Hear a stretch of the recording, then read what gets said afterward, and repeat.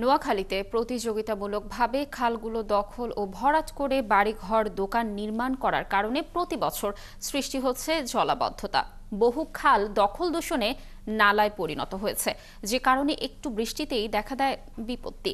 তাই আগামী বর্ষার আগেই পানির প্রবাহ স্বাভাবিক ও লাখ লাখ মানুষের দুর্ভোগ লাঘবে খালগুলো দখলমুক্ত করে সংস্কার করার দাবি এলাকাবাসীর।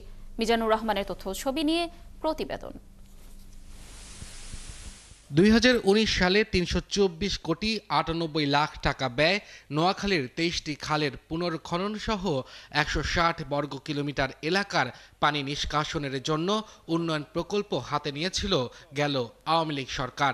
বলা হয়েছিল প্রকল্প শেষ হলে জেলার প্রধান প্রধান খালে নিষ্কাশন ব্যবস্থার উন্নয়ন, জলাবদ্ধতা দূরীকরণ, সন্দ্বীপ চ্যানেলের বাম তীর ভাঙন রোধ থেকে রক্ষা পাবে। পাশাপাশি প্রকল্প এলাকার বাড়িঘর, স্কুল, মসজিদ, সাইক্লোন শেল্টার, আবাদি জমি, ফসল ও জানমাল রক্ষা পাবে। কিন্তু এবছর বন্যায় এর কোনো ফল পাননি এই অঞ্চলের মানুষ, উল্টো ভুগিয়েছে প্রায় 2 মাস। প্রায় 2 মাস 3 মাস পর্যন্ত আমরা বন্যার জন্য ভুক্তভোগী হয়েছি এবং আমাদের যে রাস্তাঘাটগুলো বিশাল ক্ষতিগ্রস্ত হয়েছে। এই খালটা হচ্ছে শেখ সবি খালের শাখা খাল। সামনে আরো কয়েকটি খাল আছে, যেমন ময়দান খাল, ওটা দখল করে সেখানে প্রজেক্ট করা হয়েছে। এটা করছে সিস্তি সাহেব আর এটা করছে হারুন সাহেব। এলাকাবাসীর অভিযোগ, খালের উন্নয়ন প্রকল্পের নামে শুধু টাকা হাতিয়ে নিয়েছে তখনকার ক্ষমতাসীন চক্র, উল্টো এটিকে কেন্দ্র করে চলেছে দখল বাণিজ্য। খালের জায়গা ভরাট করে নির্মাণ হয়েছে নানা অবকাঠামো। ইউনো এবং ডিসি সাহেবকে অনুরোধ করবো যেন এই সমস্ত পদক্ষেপগুলো বাস্তবায়ন করার জন্য।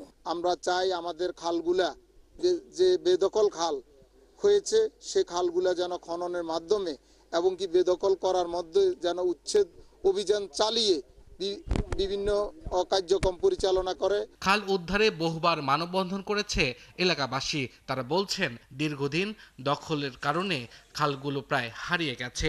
অতীতে যে প্রভাবশালীরা এই খালগুলো দখল করেছে তা উচ্ছেদ করেনি প্রশাসন। অজ্ঞাত কারণে এখনো উচ্ছেদ হচ্ছে না। অনেকগুলা জায়গা দখল করে আছি। আমরা পরিবর্তন টিম চাচ্ছি যে ওনারা এই জায়গাগুলো দখলমুক্ত করুক এবং কি আমাদের ইউনিয়ন প্রতিনিধি যারা আছেন ওনাদেরকে সাথে নিয়ে আমরা কাজ করতে চাই। অভিযোগ স্বীকার করে পানি উন্নয়ন বোর্ডের কর্মকর্তারা বলছেন জলাবদ্ধতা নিরসনে তারা উদ্যোগ নিচ্ছেন। পৌরসভা, জেলা প্রশাসন, জেলা পরিষদ সহ এলজিডি, ডিএডিসি সব বিভিন্ন দপ্তরে, এই দপ্তরের যে কার্যক্রম সমূহ সহ আমাদের যে কার্যক্রম আমাদের নিয়মিত চলমান আছে, আমরা আমাদের অংশগ্রহণে আমরা কাজ করছি।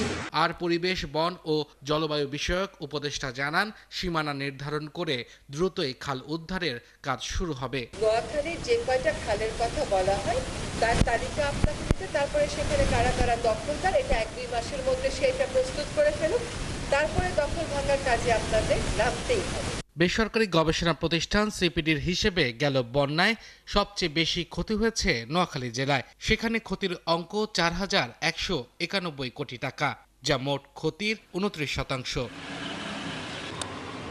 আব্দুল আল মামুন, 71।